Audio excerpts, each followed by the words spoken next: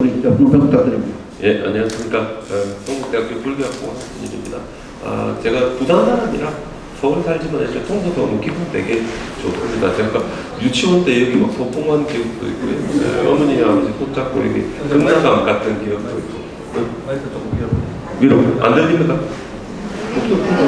네. 그래서 되게 제가 기분 좋고 그래서 제가 기분 좋게 내려왔습니다. 그래서 제가 주로 말씀드린 거는 남방불교와 남방 대상 실크로드와 이 그 인도와 가야 간의 연결 관계에 대해서 제가 말씀드리고 이게 제가 세 번째 정도 이제 발표한 것 같고요. 대충 제가 이 푸난이라든지 참박까지 합해가지고 아마 이 정도의 이야기는 우리가 할 수 있겠다 정도 이제 정리된 부분을 오늘 제가 좀 아주 빠르게 발표드리겠습니다. 우리 보통 생각하면 그 베트남 하면 엄청 먼 것 같은데 별로 안 멉니다. 1611년 광해군 때 베트남으로 표류한 베트남 왕자가 있었는데 황견사 150석과 명주 만호 1100개를 가지고 이래 왔다는 기록이 있고요. 1687년에는 조선인 24명이 탄 배가 추저도에서 강풍을 맞아가지고 35일간 표류한 다음에 베트남 남부 호이안까지 갔다가 왕을 만나고 돌아왔습니다. 그죠? 이 양쪽의 차이는 우리나라는 제주도 관리들이 만호라고 있는데 만호 구슬입니다. 구슬. 우리 동남아시아에서 특히 많이 나오는 구슬인데 여기 욕심이 나가지고 몽땅 다 죽여버렸습니다. 몽땅 다 죽여버리고 2년 있다가 그게 탈로가 나가지고 기양 갔다는 기록이 있고 우리 한국에서 갔던 24명의 이 어부들은 베트남에서 돌려보내졌습니다. 중국 상인의 배를 타고 돌아온 그 기록이 남아있습니다. 그치. 그래서 뭐, 조금 다르지만 확실히 우리나라가 조금 좀 세긴 세다. 제가 그런 말씀 드려야 되고. 그래서 우리 보통 생각할 때 엄청 멀지만 요 베트남, 중국까지 막상 이 표류해가지고 갔을 때는 35일밖에 안 걸렸습니다. 왜냐하면 양쪽에 바람이 일정하게 불거나 해류가 일정하게 움직일 때 아주 쉽게 이동할 수 있어요. 이게 보통 우리 계절풍이라고 그러는데 주로 여름에는 바다와 바람이 남쪽에서 이렇게 북쪽으로 불고요. 겨울에는 북쪽에서 남쪽으로 붑니다. 그래서 이 계절풍을 이용하면 충분히 왔다 갔다 할 수 있는 거리다. 그리고 뭐 요즘 우리 푸난 여기 많이 가시죠? 푸난이란다. 다낭 밑에 여기 그 호이안이라고 있습니다. 호이안에 가시면 여기 안방비치라고 그 해수욕장이 있고요. 바로 맞은편에 또 있는 참 아일랜드에 요 제주도에 오신 분들이 3달간 있다가 우리나라로 돌아왔다는 기록이 있습니다. 그래서 호이안에 가시면 요 저기 안방비치 가면 되게 좋은데요. 비치 앞에서 맞은편에 보시면 여기 선 보이죠? 여기에 1680년에 한국 분들이 갔다 왔다는 기록이 남아있으니까 우리가 일상적으로 생각하는 것보다 배를 타고 가는 게 그래 어렵진 않았다. 이걸 조금 이런 문제 생각하셔야 됩니다. 그죠? 그래서 우리 동남아시아를 4개로 해가지고 도대체 그럼 어떻게 인도의 문화가 동남아시아로 전파되었을까? 한 3가지 정도 찾을 수 있습니다. 정치적 요인 때문에 인도 사람들이 동남아시아로 진출했을 거다. 상업적 요인 때문에 인도 사람들이 동남아시아로 진출했을 거다. 아니면 종교적인 요인 때문에 했을 거다. 정치적인 요인은 이제 왕국이 하나 멸망됐을 때 이 사람들이 단체로 이렇게 떠나가는 뭐 푸시안 왕조의 인도 중부 확대라든지 어떤 그런 거를 찾을 수 있고요. 상업적 요인은 주로 향신료 무역이 발달되면서 인도 남부 지역이 되게 부유해지는데 인도 자체에는 금이 안 납니다. 그래서 금이 나는 곳으로 인도 사람들이 다 떠나는데 우리 대표적으로 인도네시아의 두 번째로 큰 섬 이름이 수마트라입니까? 수마트라가 우리 산스크리트로 보면 수바르나가 앞에 근데 수바르나 황금입니다. 황금이 있는 곳. 대충 그 정도로 할 수 있을 정도로 이 동남아시아의 많은 지명들이 인도 사람들이 생각하는 금이 있는 공간과 많이 연결되고 그 다음에 종교적인 요인인데 힌두교와 불교의 관계성에서 인도 사람들이 이렇게 많이 이렇게 나갔다 하는 건데 요건 제가 저번에 잠깐 이야기했기 때문에 뭐 간단하게 제가 넘어가겠습니다. 그래서 푸시안의 중인도 확산이 일어났을 때 동남아시아로 인도 사람들이 탈출했을 수도 있고 그 다음에 4세기경에 인도에 국타 왕가가 들어섰을 때 아무래도 그 이전에 쿠시안계 사람들이 동남아시아로 간 거 아닌가. 다양한 예들이 있습니다. 그리고 상업적 요인인데 향신료 무역이라든지 기금속에 대한 수요가 증가해서 많이 이제 갔다 그랬는데 실반 레비는 우리 유명한 프랑스의 학자입니다. 이분이 뭐라는 거? 수바르나 부미 황금의 땅, 수바르나 디파 황금의 섬, 카나카 부리 같은 황금의 도시. 이게 인도 사방에 이렇게 흩어져 있고 이런 쪽으로 인도 사람들이 배를 타고 많이 왔다 갔다 했다는 것은 인도가 금을 얻기 위해서 어떤 이런 상업적인 요인에 따라서 많이 움직였다. 뭐 이렇게 우리가 볼 수 있습니다. 그죠? 그래서 우리 남인도는 여기 우리 많이 먹는 후추 있잖아요. 후추 페퍼라는데 페퍼가 그 남인도 용어로 풀이라는 뜻입니다. 풀 그지. 그래서 남인도에 있는 요 풀이 유럽으로 가서 본격적으로 이렇게 팔리기 시작하고 있는데 최초에는 이렇게 해안선을 따라서 배가 이렇게 다녔습니다. 근데 한 1세기 정도 돼가지고 우리 기록에 보면 우리가 가만히 보니까 배를 그렇게 안 타도 되고 일정한 시기에 아덴만에서 배를 타면 배가 쫙 밀려가지고 3주 만에 이도가 줍니다. 아까 그 해안선으로만 1년 정도 걸리는 게 우리가 샥 할 수 있는데 그지. 그래서 요걸 우리가 몬순 계절풍이라고 합니다. 몬순 계절풍. 그래서 시즈널하게 이제 바람이 분다 그러는데 주로 제가 지금 정확히 기억하는데 봄철에는 바람이 이쪽에서 인도 쪽으로 불고 가을 겨울에는 반대로 부니까 어쩌면 됩니까? 봄에 배 타고 가가지고 자기가 아까 준 거 다 팔고 가서 살 거 다 사가 기다리다가 바람 방향이 비키면 돌아오면 되겠지, 그치? 그래서 우리 이런 바람을 무역풍이라고 합니다. 두 지역을 바람의 방향이 시저널하게 바뀌는 걸 가지고 연결해 준다 그러면 동일하게 우리 인도 남부 지역에서 이렇게 미얀마 남부라든지 태국 쪽으로 보통 요거는 4월달, 5월달에 요래 바람이 불고요. 겨울에는 위에서 밑으로 바랍니다. 그죠? 뭐 비슷하게 여기 우리 팔렘방이라고 해요. 우리 수마트라 섬에 가는데 이쪽에서 배를 타면 기록에 의하면 5월달, 6월달에 배를 타면 60일 안에 중국 광종까지 간다고 합니다. 중국 광동성까지.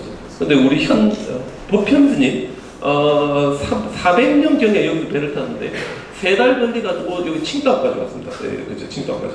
그런 기록이 남아있어서 어떤 이 초창기에 해안선 무역을 하던 어떤 이런 게 점차적으로 장거리 계절풍 무역으로 바뀌면서 어떤 이 무역의 중심을 했던 지역도 바뀌고 우리나라에 전래될 수 있는 가능성이 있는 불교도 점차적으로 이제 바뀌게 된다. 이렇게 이야기할 수 있습니다. 근데 해안선이 중심이 되면 인도 문화가 동남아시아로 온다 해도 이 해안선을 따라서 이래 오다 보니까 우리가 말레이 반도가 되게 깁니다. 그치? 그래서 이래 돌아가면 엄청 돌아가잖아요. 그치? 그래서 일정 시기가 되면 입스무스 크라라 해가지고요. 이 반도 중앙에 요 두께가 얇은 지역에 양쪽에 항구가 만들어지고 배가 여기서 쓴 다음에 상품을 여기서 넘겨가지고 여기도 이렇게 가는 이런 반도 중앙에 항구들이 이제 생기기 시작하고 이렇게 생기는 항구들이 인도와 중국과 이 동아시아의 문물을 교류하는 제일 중요한 항구로 발전하기 시작합니다. 항구, 그렇지? 그래서 이런 이제 상업적인 요인이고 종교적인 요인인데 뭐 우리 데칸으로 힌두교가 발전해 나간다든지 아니면 인도 동부의 해안을 따라서 이렇게 불교 도시들이 쫙 만들어집니다. 그래서 이 사람들이 이렇게 인도 동부로 해가지고 스리랑카까지 내려온 다음에 아마 일정한 시기에 스리랑카 이제 벵골만 넘어서 동남아시아로 간 거 아닌가 하는데 우리 불교 경전에 이런 활발한 해상 활동이 제법 많이 남아 있습니다. 우리 대표적인 문헌이 자타카 본생담인데 부처님의 전생 이야기. 마하자나카 자타카는 우리 빨리 경전에 있는데 우리 태국에 가면요 사찰에 이런 사본벽에 제법 많이 그림으로 남아있는데 아버지가 왕이었는데 죽어가지고 돌아가시고 삼촌이 왕이 되면서 나라에서 쫓겨나가지고 그지 이 브라만 집안에서 자기 어머니하고 얹혀서 살다가 자기 나라를 회복하려니까 이 전생의 부처님인 이 마하자나카가 내가 배를 타고 나가서 장사를 해서 큰 돈을 벌어서 군대를 만들어가지고 아버지의 나라를 되찾겠다 뭐 이래가지고 나갔는데 여기 보시면 배가 풍랑을 맞아가지고 깔아앉습니다. 그지? 깔아앉았을 때 마하자나카를 여신이 구출해가지고 이 마하자나카가 이제 왕이 됩니다. 왕이 된 다음에 우리 보통 망고나무의 비유라고 하는데 망고나무가 되게 맛있습니다. 그죠? 근데 제일 맛있는 망고나무는 망고가 한 개도 사람들이 안 먹었고 망고가 없는 나무는 이 사람들이 관심이 없는데 그래서 사람들이 전부 다 이 망고보만은 나무가 최고다 그랬는데 왜 그런가 왕이 먼저 하나 먹어야 했다는 사람들이 먹을 수 있고 하루는 왕이 지나가다가 이 망고를 먼저 하나 딱 먹으면서 야 이 망고 참 맛있다고 먼저 딱 먹으면서 이따가 오후에 와서 다시 먹어야 되는데 왕이 일단 한번 먼저 먹었잖아요.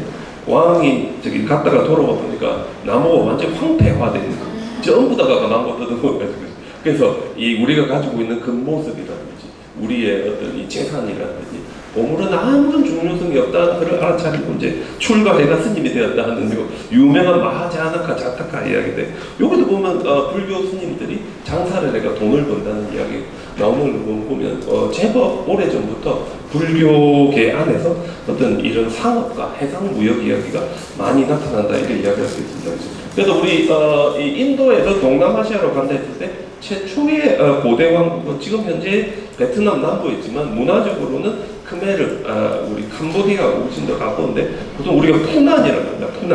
푸난은 우리 메콩강 하류에서부터 중류까지 한 90km 정도 되는 지역을 커버하고 있는 거대한 무역을 교류했던 곳인데 요 정도 되는 중앙에서 요 정도 되는 길이가 거의 전체가 다 상업 활동을 하는 지역으로 가득 차 있고 지금 현재 푸놈펜 밑에 가면 앙코르 보레이라는 도시가 있습니다. 보통 우리 올해 이 강이 튀어나오는 곳에 성같이 주로 만들어서 삽니다. 그래서 우리 이런 곳을 드와라 와띠라고 하는데 드와라는 성문이고 와띠면 생활하다 이래 되니까 무슨 뜻인가 거주지는 거주지인데 성벽을 쌓아놓고 문을 만들어 가지고 산다 해가지고 우리 드와라 와띠라고 그러고요. 요 우리 태국에서 무왕이라고 합니다. 무왕. 아까 우리 무왕 뱀조직에 한 적이 있었지만 이거 다 무왕이라는데 거의 대부분의 태국 고대 도시들이 이 무왕에서 발전해가 성립되는데 요 앙코르 보레이라든지 밑에 내려가면 옥에어인데 옥에어지인데요 좀 다른데 이 지역에 제일 먼저 인도식의 국가가 성립되고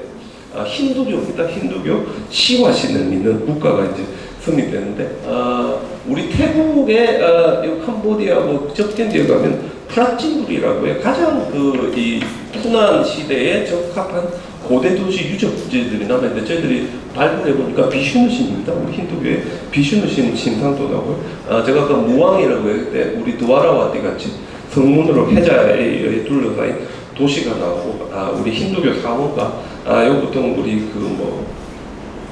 이 붓다바다라 해가지고 우리 동남아시아가 붙인 발자국 같지만 이거는 힌두교의 아마도 시화신의 발자국이다 우리 그런 이야기 많이 했다. 그리고 시화링가라 그러지 우리나라는 맷돌 비슷하지만 시화신을 상징하는 시화링가가 많이 발견돼가지고 그 당시에 제법 많은 동남아시아 남부 지역에 힌두교가 많이 전해졌던 거 알 수 있습니다. 근데 우리 이 중국적 사료에 보면 이거는 강태하고 주홍이라는 중국 오나라 삼국시대 오나라의 신하 두 명이 갔다 온 기록에 이제 제일 많이 나타납니다. 이 사람들이 어떤 사람인지 이제 나타나고 건국 신화에 대해서도 이제 나타나고 그래야 되는데 저희들이 우리 이런 걸 보면 이 푸나는 제법 인도화된 가장 초창기의 국가였고 부계 사회가 아니라 모계 사회입니다.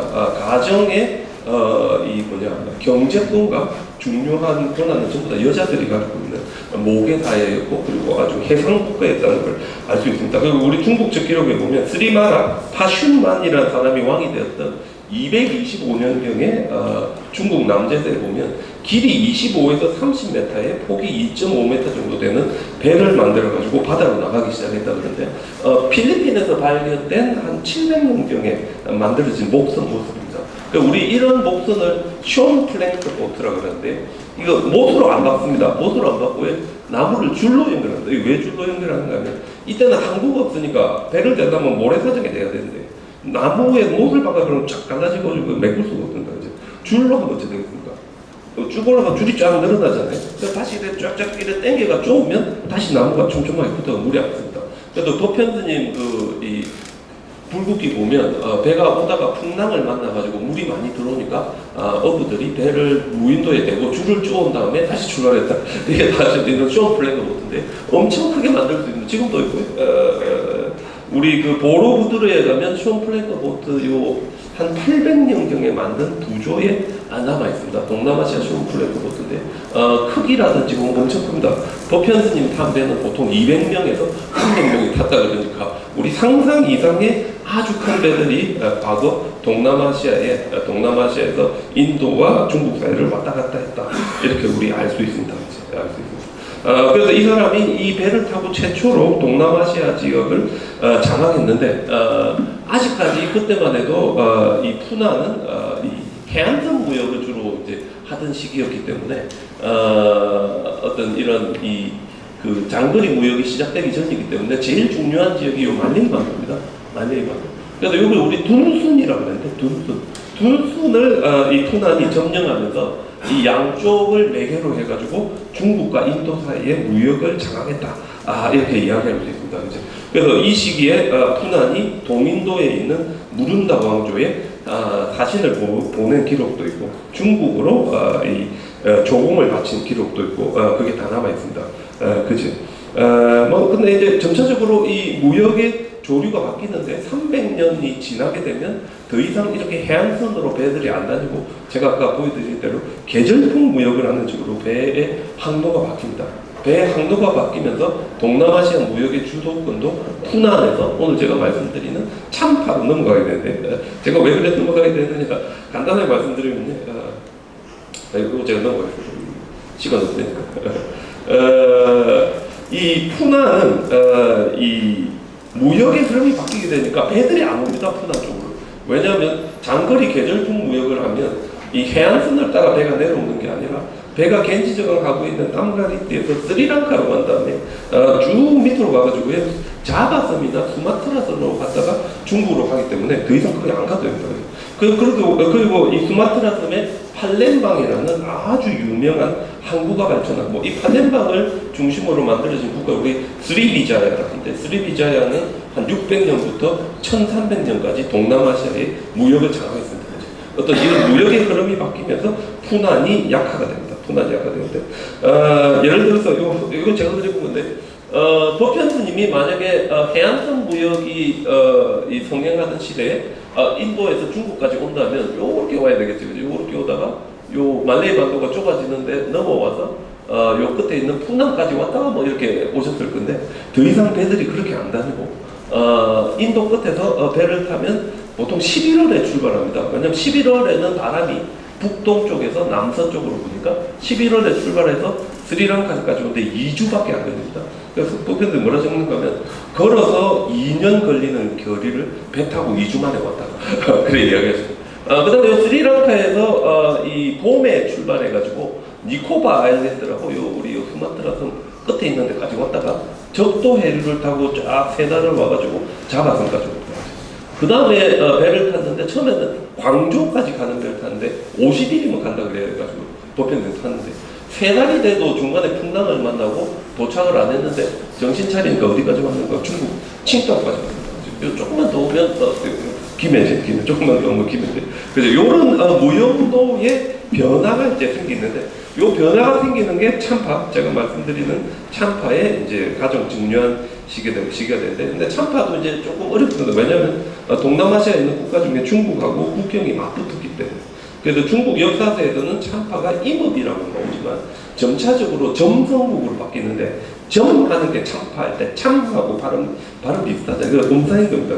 그죠? 그래서 참파 나가라 하면 도시라는 뜻이 우라도 도시니까 참파 나가라, 참파 우라를 뜻하는 점성국으로 점차적으로 알려지게 되고 임업이라고 하는 이유는 상림현에서 반란을 일으키가 나라를 만들어내가지고 림자를 써가지고 임업이라고 이제 이 중국 역사서에는 주로 했던 것 같고요.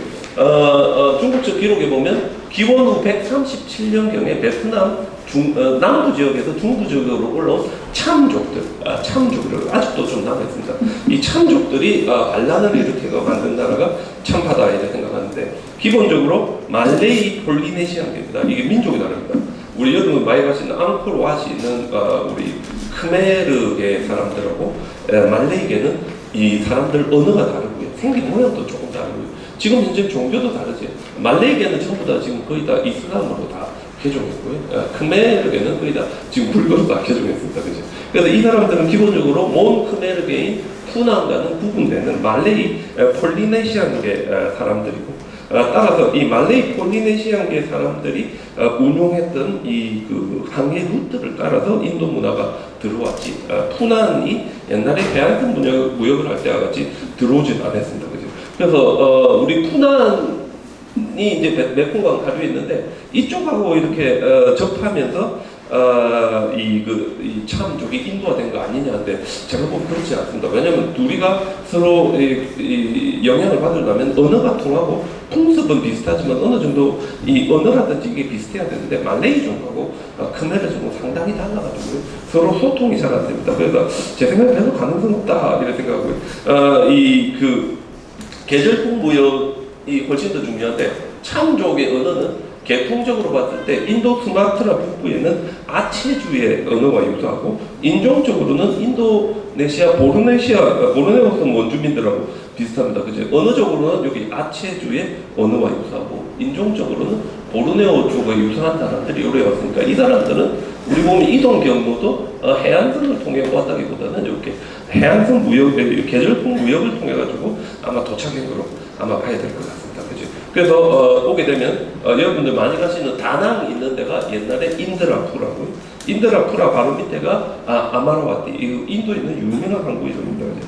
남부쪽으로 가면 위자야, 여기는 요즘 또 많이 가는데 나트랑이든가 나트랑 있는 데가 위자고요. 조금 더 밑으로 가면 가운따라, 그리고 제일 밑에 반둘랑가, 여기가 반둘랑가가 이 참파의 가장 중요한 도시들이 됩니다. 전반적으로 참파에도 모계사의 특징이 나타나고 해양 문화의 흔적이 보여서 인도식으로 화장하는 풍습이 아주 초창기부터 나타나고 왕이 청간을 쓰며 데바라자와라고 그러니까 신과 같은 왕은 아니지만 아주 이 왕권이 센 그런 국가로 나타납니다. 그래서 198년에 독립하고 248년에는 이 중국이 자꾸 이 동남아시아 무역에 있어서 간섭을 하고 세금을 많이 뜯어내니까 제가 보기에는 참파가 푸난하고 연합해가지고 오늘날 하노이에 있는 거기 우리 교주라고 합니다. 교주. 거기는 이제 중국 땅이었습니다. 이제 교주를 공격해가지고 태수를 죽였다는 이제 기록이 나타나고 있습니다. 기록이 나타나고 있고요. 그다음에 뭐 판후타 같은 이제 왕들이 연결되다가 여기 보시면 바드라 바르만이라는 왕이 나타나는데 이때가 보통 보면 한 400년 정도 된 거, 아직까지 우리 가야가 있을 때고 제대로 된 인도식 왕호를 쓰는 왕인데 바드라 바르만은 마하 이슈와라 시와신을 받아들이고 시와신을 바드라 바르만은 바드라 이슈와라 블레스드 이슈와라 존귀하신 이슈바라 신이시여 이렇게 하고 자기 자신의 이름을 바드라 바르만 했으니까 존귀하신 이 시와신의 보호자가 나다 하는 이 제대로 된 힌두교식의 이 왕권을 바로는 보통 보면 기원후 380년에서 413년이고 이때가 이제 제대로 참파가 힌두화된 시기다 이렇게 할 수 있습니다. 이 바드라 바르만이 만든 이 사원은 지금 현재는 사라지고 없지만 한 6세기경에 만들어진 조각에 이렇게 힌두교 사원 모습이 있어가지고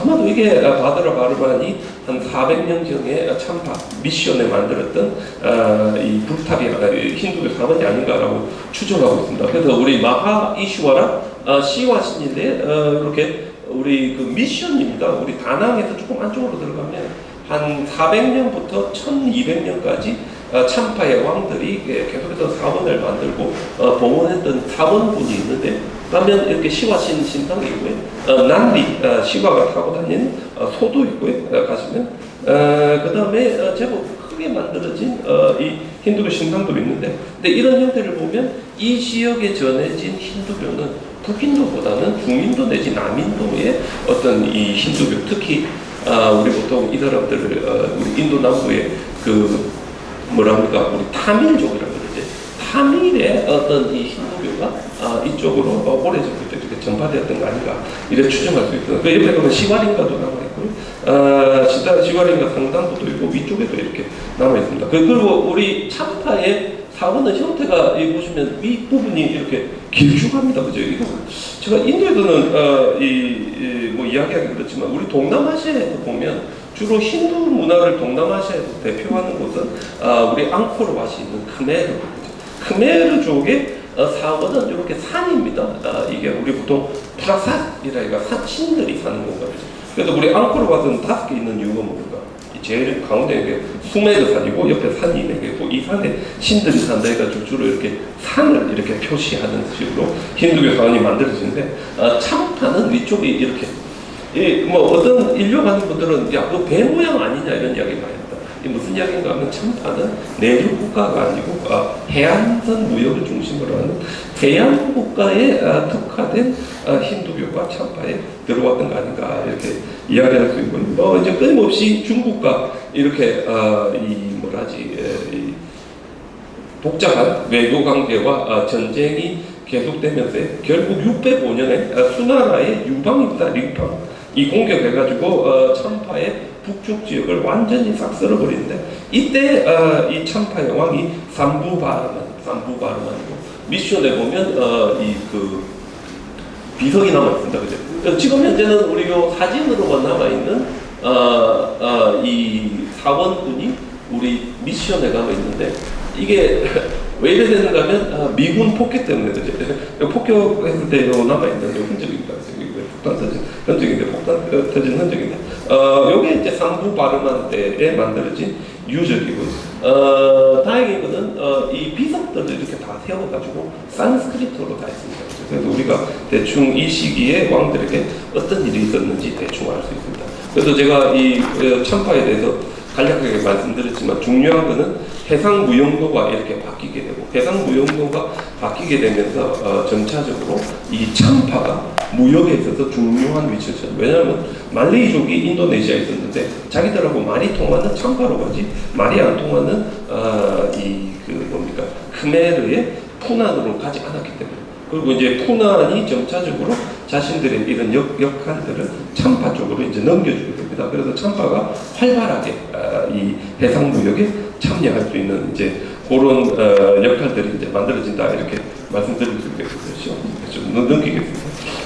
그래서 그럼 도대체 이 참파에는 어떤 불교가 있습니다. 아까 아까 우리 나아가라자는 남방 불교적인 형태는 안 보인다 그랬는데 만약에 그 나아가라자의 남방 불교적인 형태가 보인다 이러면 그 좀 이상합니다. 왜냐하면 동남아시아에 지금 현재 우리가 아는 남방 불교가 온 거는 1000년에서 1100년, 1200년 정도가 돼야 되고 주로 이 불교는 스리랑카에서 발전해가지고 온 거기 때문에 지금 현재의 남방 불교에 있는 모습이 나가라자에 보인다. 이건 말이 안 됩니다. 그래서 제가 그 나가라자 열심히 찾아봤는데 그러면 지금 현재의 남방 불교 이전에 동남아시아에는 어떤 불교가 있습니다. 이게 다들 의문이고 저도 이제 궁금합니다. 그 기록이 별로 안 남아있으니까. 근데 다만 우리 추정해 볼 수 있는 것은 기원후 860년경으로 추정되는 시기에 이 수마트라에 있는 왕이 인도 벵갈에 있는 팔라 왕조의 왕에게 자기가 날란다에 있는 불교 사원에 시주를 할 테니까 허락해달라 하는 동판을 하나 보냈는데 이 동판이 남아있습니다. 우리 보낸 분은 여기 수마트라에 있고요. 절에 시주하고 싶은데 여기 인도에서 엄청 멉니다. 그죠? 비행기로 한 6시간 가야 되는데 여기 우리 파트나 밑에 가면 날란다가 있고요. 날란다에 우리 사원 첫 번째 사원에서 발견된 동판입니다. 여기 보시면 법륜과 사슴이 있어가지고 우리 불교 동판이라는 걸 알 수 있고요. 이게 제가 시간도 없지만 잠깐 보여드리면 날란다에 있는 이 위하라 사원 첫 번째 사원에서 발견됐습니다. 그래서 우리 보통 날란다 가면 이 땅에서만 보니까 날란다 전체가 어떻게 됐는지 보기 어려운데 제가 드론을 가지고 와가지고 한번 찍어봤더니 훨씬 이 날란다라는 곳이 얼마나 옛날에 거대했고 이 스님들 사이에 임팩트가 있는 거대한 불교 연구 공간이었던가 그제 하는 거 알죠. 여기 보시면 이게 밑에 있는 게 전부 다 위하라입니다. 그죠? 스님들 있는 쉘들이 쫙인데 여기에 이제 아까 보면 제일 큰 사원이 바로 여기입니다. 여기 우리 1번 비하라인데 요 1번 비하라에 있는 작은 방에서 제가 아까 보여드렸던 그 동판이 나왔습니다. 동판이 나왔다는 것은 무슨 이야기인가 하면 800년에서 900년에 수마트라 섬에는 이 날란다의 불교가 상당히 유행했을 거다라고 알 수 있고요. 800년에 900년 사이에 날란다의 불교, 제가 보기에는 우리 티벳 불교 비슷한 딴트릭 부디즘이 그 당시에 유행하고 있었기 때문에 아마도 그런 딴트릭 불교가 동남아시아에 이미 있었을 거다라고 이제 저희들이 추정할 수 있습니다. 추정할 수 있는데, 뭐 우리 유명한 아티샤 같은 사람도 벵골에 제대로 된 밀교 스승이 없어가지고 자기는 팔렘방에 가서 밀교를 배웠다는 기록이 있을 정도로 한때 동남아시아의 밀교가 상당히 강력했었죠. 그리고 여러분들 이 보로부두르 입구에 가면 멘두 사원이라고 조그마한 불교 사원이 있는데 대표적인 밀교 사원입니다. 여기 가시면 우리 하라티 상도 있고요. 안에 들어가시면 삼존불이 있는데 이거 보시면 부처님도 이게 쭈그리고 앉아있고 의자에 앉아 계시잖아요. 보통 이거 유로피안 포즈라고 그러는데 대승불교 불상입니다. 그지? 아마도 비로자나 불 같고요. 양쪽에 지금 보살상이 있는데 이쪽은 대세지 보살 같고 이렇게 그다음 이쪽은 우리 뭡니까 아발로피테슈아나 관세보살입니다. 그지? 그래서 우리 초창기에 지금 현재 남방불교 이전에 동남아시아에는 밀교가 있었던 건 확실합니다. 그지? 우리가 보면 확실합니다. 그럼 도대체 참파 베트남 중부에는 그럼 어떤 불교가 있었을까?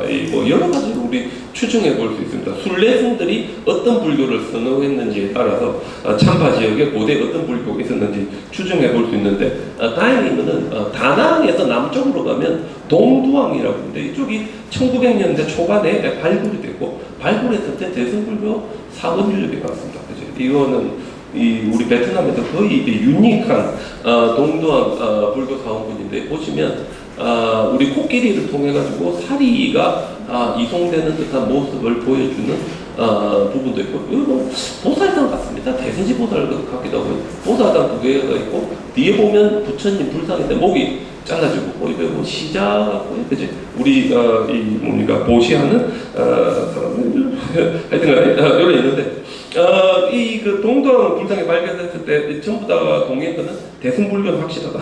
근데 정확하게 무슨 불교인지는 아무도 모르겠다 이래 이야기했는데 이 비슷한 형태의 불상들이 이 오케오라든지 인도의 태국의 아유타에도 나오는데 우리 의자에 앉아 있는데 이렇게 이 얼굴이 보이죠, 그죠? 형태가 지금 현재 남방불교 불상과 완전히 다릅니다. 이게 아유타에는 왓나프라멘인데 프라멘에 가면 나콘파톰에서 옮겨온 불상이 있는데 우리가 이런 불상을 드와라바티 불상이라고 합니다. 그렇지? 그래서 이런 불교, 이런 형태의 불상이 있었던 시대의 불교는 어떤 불교인지 저희들이 알 수는 없지만 전체적으로 봤을 때 아마 지금 현재 동남아시아 불교가 오기 이전의 불교는 달라고 아마도 이런 불교는 우리하고 비슷했던 대승불교 아니었을까 그래 추정만 하고 있습니다. 그래서 이런 불교가 그러면 뭐 300년, 400년에 우리나라까지 올 수 있었을까? 인도에서 출발해가지고 동남아시아를 거쳐서 한국까지 올 수 있었을까? 우리가 이제 추정해 볼 수 있는데 그래서 이제 제가 제안하는 게 제가 항상 이야기하지만 이거 좀 읽어보겠습니다. 동남아시아의 초기 대승불교가 한반도까지 전해졌을 가능성은 어떨까? 인도를 출발해서 해상구역을 통해 동남아시아를 거쳐 동아시아에 이르는 항로는 각각이 개별적이지만 전체가 하나의 시스템으로 묶여 있습니다. 다시 말해서 인도에서 한반도까지 하나의 배로는 움직일 수 없지만 각기 계절에 따라 오가는 항로에 따라 전체적으로 연결되어 있었기 때문에 배를 옮겨 타면서 사람이나 상품은 충분히 한반도까지 오는 것이 가능해요. 인도로부터 동남아시아를 거쳐 한반도까지 해상 무역 루트를 통해 도달한 상품이 있다는 것이 증명된다면 자연스럽게 우리는 해상 무역 루트를 통해 인도 불교가 한담, 한반도, 남담까지 도래했을 것이라고 조심스럽게 이야기할 수 있습니다. 그래서 제가 생각해본 물품 중에 하나가 유리구슬입니다. 유리구슬. 동남아시아의 가장 대표적인 교육품이 유리구슬이고 태국, 말레이 반도 중부의 카오상께오를 비롯해가지고 참파 왕국의 영역에 있던 호이안 그리고 푸난의 옥에오 이런 곳에도 발견되는데 보통 우리 이거를 인도 태평양 유리구슬이라고 합니다. 종류가 되게 많습니다. 종류가 되게 많은데 분포 범위는 인도, 아프리카, 중국, 한국, 일본에서까지 대량으로 발견되고 있습니다. 우리 제가 본 빔의 대승동 고분 같은 데서 로만 그라스가 발견되는데 우리 유리 성분을 보면 요거는 인도에서 더 이렇게 가서 페르시아 정도에서 만들어진 유리로 보입니다. 그럼 이게 도대체 어떻게 빔의 대승동 공원까지 왔느냐? 이것도 이제 우리 뭐 연구할 수 있는 주제 중에 하나지만 저는 이 로만 그라스보다 주로 우리 요거를 포타시 유리라고 그랬는데 포타시 유리가 뭔가 유리를 녹일 때 엮는 그 염료 종류에 따라서 우리 어떤 유리는 포타시 유리라고 그러고 어떤 유리는 고알루미나 유리라고 하는데 재밌는 거는 옥에오 베트남 남쪽에서 발견되는 유리하고 백제 무능왕릉이라든지 하는 백제 영역에서 발견되는 유리는 주로 다 고알루미나 유리로 판명되고요. 그 다음에 제가 아까 말레이 반도 끝에 이렇게 딱 연결되는 부분 가오삼개오인데 그쪽에서 발견되는 유리는 거의 다 포타시 유리인데 바로 그 포타시 유리가 우리 김해 대승동 부분에서 발견이 됩니다. 그래서 제가 이걸 가지고 한번 전체적으로 한번 이렇게 연결도도 만들 수 있을 것 같고요. 요거는 우리 뭐 합천이라든지 양동리 고분군에서 나오는 유리들인데 요런 유리들의 성분을 우리가 분석해보고 함량을 분석해보고 어떤 식으로 만드는지 체크해보면 이게 과연 어떻게 해가지고 여기까지 왔는지 우리가 추정해볼 수 있습니다. 그죠? 그래서 방금 제가 보여준 게 가야크고 여기 옥에오 베트남 남쪽에 요거는 고알루미나 유리들인데 이런 유리 구슬들이 부장품으로 이렇게 많이 발견이 됩니다. 많이 발견이 되고 그 다음에 유사한 유리들이 제가 아까 그 말레이 반도 중부에서 이렇게 배를 하나 타야 된다고 말씀하셨는데 우리 가장 대표적인 유적이 가오삼교입니다. 가오삼교. 지금 현재는 태국에 위치해 있는데 가오삼교에서는 아예 뭐가 발견됐는가 하면 유리를 가공하는 공방이 발견됐습니다. 그죠? 공방이 발견돼가지고 이렇게 원석을 가공해가 유리로 만드는 흔적들이 다 나타나고요. 이렇게 큰 거에서부터 작은 거로 만든 흔적까지 나타나니까 일정 정도 이 시기에 이곳에서 대량으로 어떤 이런 인도 퍼시픽 유리들이 만들어졌다는 걸 알 수 있는데 그보다 더 재밌는 거는 유리와 함께 도장이 발견됐습니다. 도장이 가오삼교에서. 근데 이 도장에 있는 시를 찍어보니까 요 문자 요거 우리 브라미 스크립트라고 합니다. 브라미 문자고 브라미 문자는 인도 아쇼카 왕 시대에 마우리아 왕조에서 쓰던 문자고 지금 여기 있는 요 문자하고 요 실이 두 개 발견되는데 두 개 있는 형태는 정확하게 북동부 인도에서 쓰는 이 브라미 문자와 똑같습니다. 그럼 무슨 말인가 하면 이 인도의 마우리아 왕조의 북동부 지역에 있는 사람들이 여기에 와서 직접 유리 세공을 했을 수도 있고요. 아니면 서로 왔다 갔다 하면서 그쪽에 있는 도장이 이까지 흘러 들어왔을 수도 있다. 이름은 다 사람 이름이라. 요거는 사상키사 해가지고 사상키라는 사람의 또 물건이 있다. 도장. 뭐 이런 건데. 그래서 우리 요 도장을 보면 태국의 가오삼개오, 그러니까 말레이 반도 중부하고 이 인도까지 연결됐다는 걸 알 수 있고요. 그 다음에 이 가오삼교에서 또한 요 청동기가 나오는데 보통 요 청동기를 우리가 동선 청동기라 해가지고 오늘날의 베트남 남부 지역의 동선 청동기 문화 지역하고 연결되기 때문에 가오삼교가 이 동선 지역하고도 똑같이 이렇게 연결됩니다. 유리와 함께 도장과 함께 연결되고 그 다음에 이 사람들은 유리 사이를 다이아몬드 드릴로 뚫어가지고 이렇게 장식을 하는 이런 장신구를 만들었는데 이게 인도 어디에서 발견되는가 하면 우리 네팔하고 인도 국경 바로 밑에 가면 피프라와는 우리 이 식민지 시대 때 이 식민지를 경영했던 윌리엄 페페라는 사람이 아마추어로도 발굴해가지고 꺼낸 우리 아쇼카 왕 시대의 석관입니다. 그래서 우리 스투파를 절반 쪼개가지고 안으로 들어가서 석관이 발견됐고 석관을 열어보니까 석관 재질은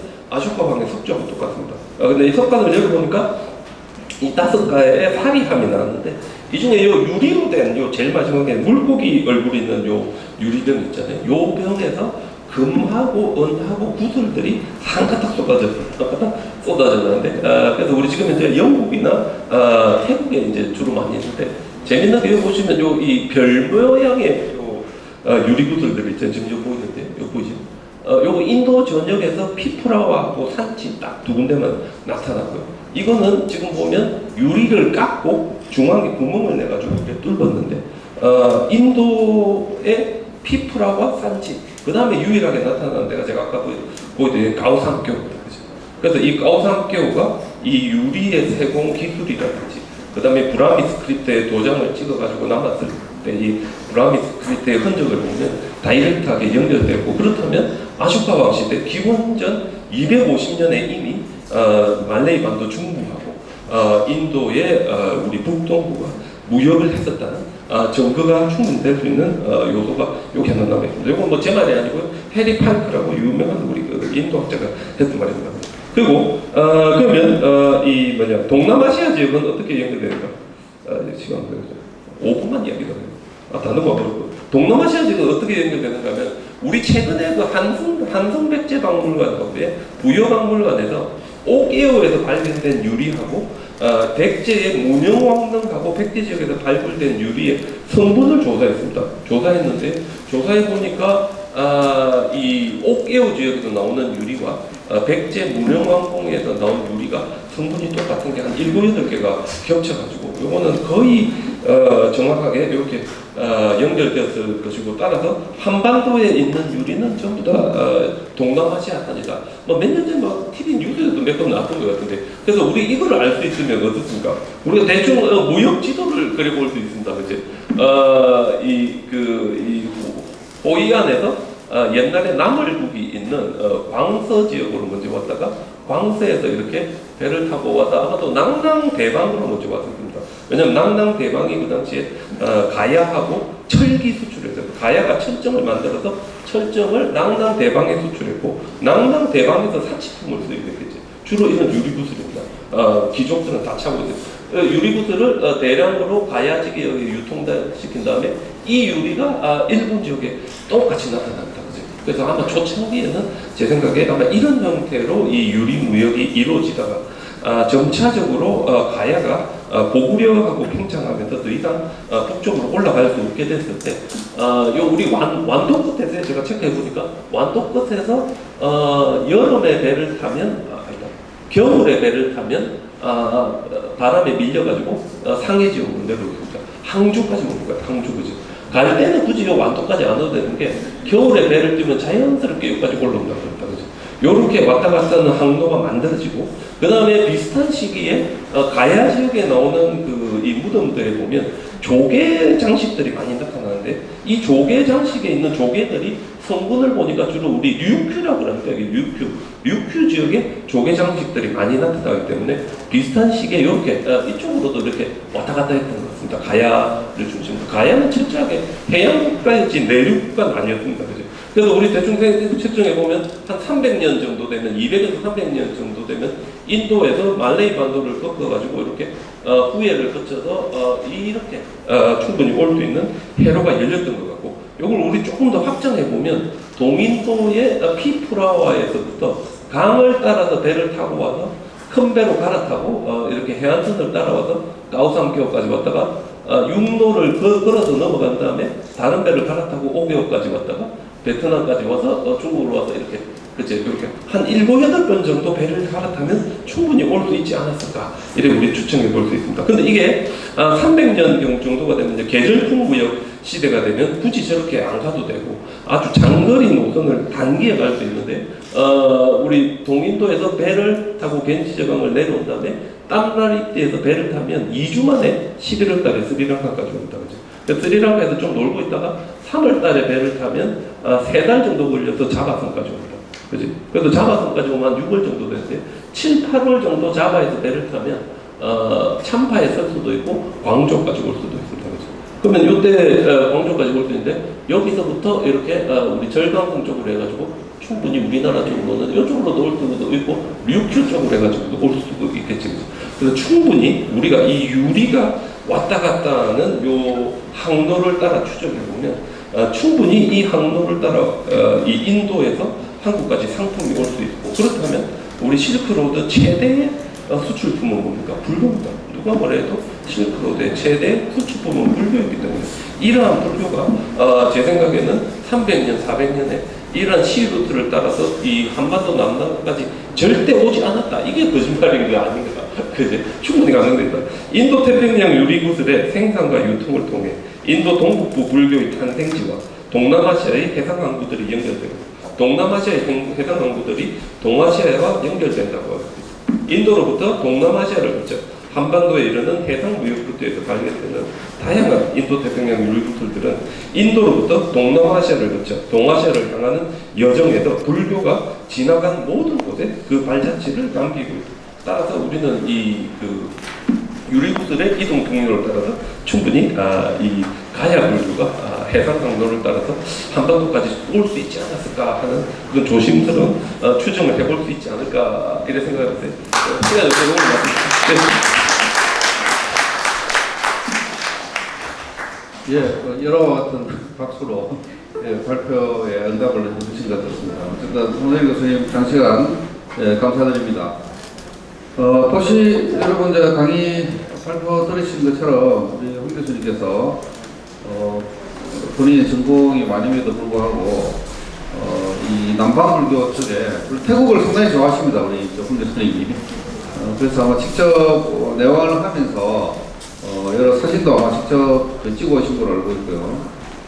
이 세 번째, 세 번째 맞죠? 예, 세 번째 발표입니다. 그래서 아마 보신 것처럼 조금 더 시간을 더 드리면 아마 우리 홍 교수님 굉장히 흥미진진한